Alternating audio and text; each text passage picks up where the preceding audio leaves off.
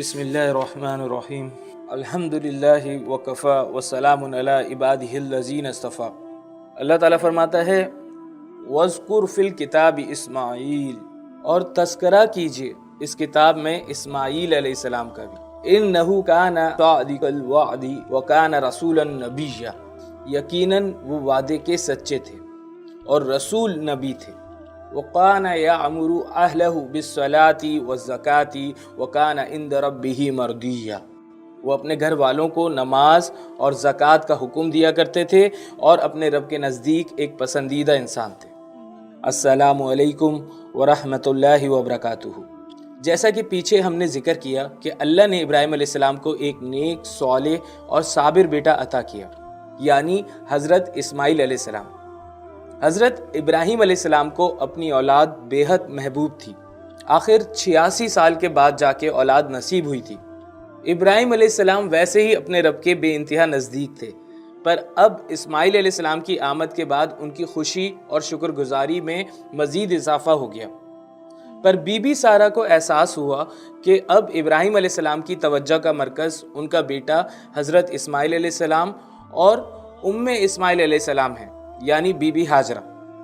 کتابوں میں لکھتے ہیں کہ بی بی سارہ افسردہ رہنے لگی اور آپ علیہ السلام کی ازواجی زندگی میں بے چینی بڑھنے لگی۔ ابراہیم علیہ السلام کو بشارت ملی اپنے رب کی جانب سے، اور آپ علیہ السلام نے اپنی زوجہ بی بی ہاجرہ سے کہا کہ وہ بچے کو لیں اور تیار ہو جائیں ایک لمبے سفر کے لیے، جبکہ ابھی اسماعیل علیہ السلام کافی چھوٹے شیرخوار بچے تھے۔ ابراہیم علیہ السلام نے کچھ ضرورت کے مطابق سفر کا سامان لیا اور اپنی بیوی اور بچے کو لے کے سفر کے لیے روانہ ہو گئے۔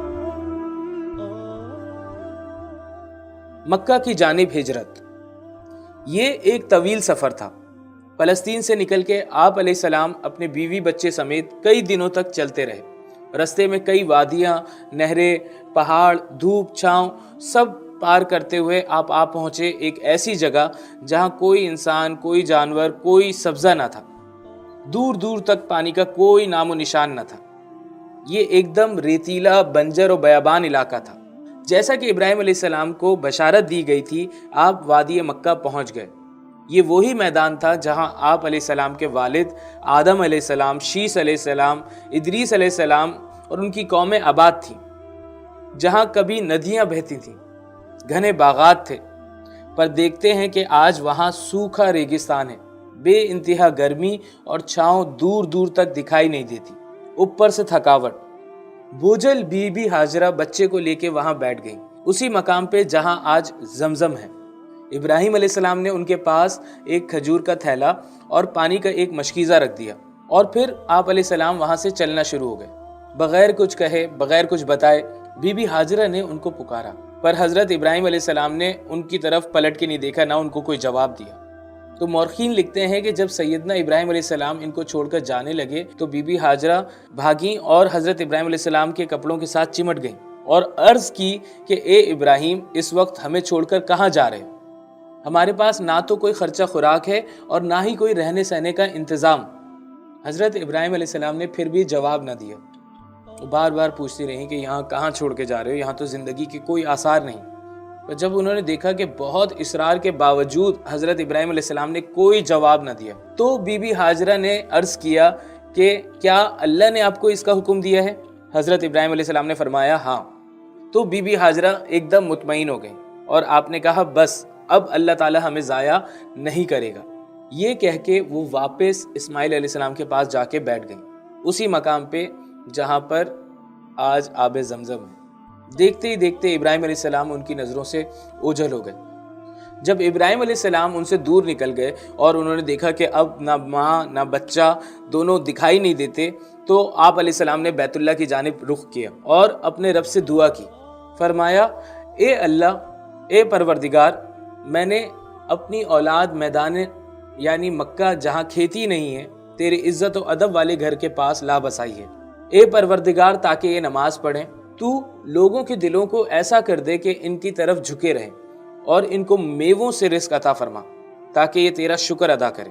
یوں ابراہیم علیہ السلام اپنے بیوی بچے کو اللہ کے سپرد کر کے واپس فلسطین کی جانب رخ کر گئے۔ آب زمزم، بی بی ہاجرہ بچے کو دودھ پلاتی رہیں اور پاس رکھے مشکیزے سے پانی پیتی رہیں، حتیٰ کہ ساری کھجوریں، سارا پانی ختم ہو گیا۔ اب آپ کی پیاس کی شدت برداشت سے باہر ہونے لگی اور آپ بس صبر کرتی رہیں، اپنے رب کو پکارتی رہیں۔ پر جب آپ نے ننھے اسماعیل علیہ السلام کو بھوک پیاس سے بلکتے دیکھا تو آپ سے رہا نہیں گیا۔ آپ بے حواس ہو کے بھاگی قریب ایک اونچے مقام کی جانب، یعنی صفا کی پہاڑی پہ۔ وہاں سے آپ نے دور دور تک نگاہ دوڑائی، اس امید کے ساتھ کہ کہیں کوئی انسان، کوئی پانی یا ہریالی کا نشان مل جائے، پر دور دور تک کچھ نہ تھا۔ آپ شدید پریشان ہوئی۔ پھر آپ وہاں سے دوسرے پہاڑ کی جانب دوڑی، بیچ میں بچے کو دیکھتے ہوئے، یعنی مروہ کی جانب، اور چونٹی پہ چڑھ کر دور دور تک دوبارہ نظر دوڑائی، پر وہاں بھی آپ کو کچھ نہ دکھا۔ آپ بار بار صفا سے مروہ اور مروہ سے صفا چکر لگاتی رہیں اور بے ساختہ اپنی جھولی کو اوپر اٹھائے اپنے رب کو پکارتی رہیں۔ آپ نے کل 7 چکر لگائے اس گرمی کی شدت میں، بغیر پانی کے، بے حواس لاچار ہو کے اولاد کی محبت میں۔ اور یہ عمل اللہ کو بے انتہا پسند آیا، اتنا پسند آیا کہ اللہ نے اسے حج کا اہم رکن بنا دیا اور تمام مسلمانوں کے لیے ان 7 چکروں کو لازم کر دیا۔ بی بی ہاجرہ کو اچانک ایک آواز آئی اور آپ رک گئیں۔ آپ نے دیکھا کہ ننھے اسماعیل علیہ السلام کے پاس ایک فرشتہ ہے۔ دیکھتی ہیں کہ اس فرشتے نے مقام زمزم پہ اپنا ایک پر مارا اور وہاں سے پانی کا چشمہ پھوٹ پڑا، اور آپ نے پایا کہ پانی کافی تیزی سے نکل رہا ہے۔ آپ نے پایا کہ پانی جوش مار رہا ہے اور رکنے کا نام نہیں لے رہا۔ آپ نے کہا زمزم، یعنی ٹھہر ٹھہر کر یا رک رک کر، اور معجزاتی طور پہ وہ پانی ٹھہر گیا اور آج تک وہیں ٹھہرا ہوا ہے۔ آپ نے جلدی جلدی اس پانی کے گرد ایک بند، ایک حوض جیسا بنانا شروع کیا، چلو کے ذریعے پانی پیا، اپنی مشکیزہ بھری، اور یوں ماں اور بیٹا دونوں سیراب ہو گئے۔ ابن عباس رضی اللہ تعالیٰ عنہ فرماتے ہیں کہ نبی کریم صلی اللہ علیہ وسلم نے ارشاد فرمایا کہ اللہ تعالیٰ اسماعیل پر رحم فرمائے، اگر وہ زمزم کو چھوڑ دیتی یا فرمایا کہ چلو نہ بھرتی تو زمزم ایک جاری چشمہ ہوتا۔ انہوں نے پانی پیا اور بچے کو دودھ پلایا، تب اس فرشتے نے کہا کہ آپ ہلاکت سے نہ ڈریں، یہاں اللہ کا گھر ہے جس کو یہ لڑکا اور اس کا باپ تعمیر کریں گے، اور اللہ تعالیٰ اپنے گھر کے محافظوں کو ضائع نہیں کرے گا۔ اس طرح بی بی ہاجرہ اپنے بیٹے کے ساتھ اسی بیت اللہ کی سرزمین پہ گزر بسر کرنے لگی۔ ایک دن وہاں جرہم قبیلے کے لوگ مقام قدا کے راستے سے گزرتے ہوئے مکہ کے نشیبی علاقے میں اترے۔ یہ لوگ خشک سالی کے سبب اپنا وطن چھوڑ یمن سے ہجرت کرتے ہوئے آ رہے تھے اور پانی کی تلاش میں تھے۔ اللہ نے یوں پہلے ہی سارا بندوبست کر رکھا تھا۔ یہ لوگ عرب تھے اور کافی سمجھدار بڑے بزرگ اس قافلے میں ان کے ساتھ تھے۔ وہاں جب ان کی نظر ایک پرندے پہ پڑی تو وہ حیران رہ گئے۔ وہ لوگ اس علاقے سے بخوبی واقف تھے۔ پرندے کو دیکھ ان لوگوں نے فوراً اندازہ لگا لیا کہ قریب کہیں پانی ہے۔ انہوں نے آپس میں مشورہ کیا اور 1-2 آدمیوں کو پانی کی تلاش میں بھیجا۔ جب یہ لوگ پانی کے پاس پہنچے تو دیکھا وہاں ایک عورت اکیلی اپنے بچے کے ہمراہ آباد ہے۔ ان لوگوں نے یہ حیران کن خبر واپس اپنے قافلے والوں کو دی۔ صحرا میں پانی کسی خزانے سے کم نہیں، اور بغیر کسی ساز و سامان ماں بیٹے کا زندہ ہونا ایسی جگہ پہ، یہ دیکھ وہ سمجھ گئے کہ یہ کوئی معجزہ ہے۔ کافی مشاورت کے بعد ڈرتے ڈرتے یہ لوگ اسماعیل علیہ السلام کے پاس پہنچے اور یہاں ٹھہرنے اور پانی پینے اور بھرنے کی اجازت طلب کی۔ بی بی ہاجرہ نے انہیں اجازت دے دی، پر ساتھ ہی فرمایا کہ اس پانی کی ملکیت پہ تمہارا کوئی حق نہیں۔ مطلب یہ نہ ہو کہ ونس کے تم لوگوں کو یہ پانی مل جائے تو اس کے بعد تم لوگ اس کو اپنی جائیداد سمجھو اور اس پہ قابض آ جاؤ۔ تو یہ یاد رکھنا کہ یہ ہماری ہی چیز ہے اور تم اس میں سے پی سکتے ہو پانی، جتنا چاہو، جتنا استعمال کرنا چاہو کر سکتے ہو۔ یہ لوگ اس بات پہ رضامند ہو گئے۔ عبداللہ بن عباس رضی اللہ تعالیٰ عنہ بیان کرتے ہیں کہ رسول اللہ صلی اللہ علیہ وسلم نے فرمایا کہ اسماعیل کو اس جگہ زندگی کے آثار و آبادی دونوں مل گئے۔ وہ انس و محبت پسند کرتی تھی۔ یہ جرہم قبیلے کے لوگ یہاں اترے اور ان لوگوں نے اپنے اہل خانہ کو بھی اس جگہ بلوا لیا۔ اس طرح یہاں بہت سے گھر آباد ہو گئے۔ حضرت اسماعیل علیہ السلام کا بچپن اور جوانی۔ حضرت اسماعیل علیہ السلام اسی عرب قبیلے والوں کے درمیان پلے بڑھے۔ ان لوگوں نے آپ کے ساتھ شفقت کا معاملہ رکھا اور آپ کو باقیوں پہ افضل رکھا۔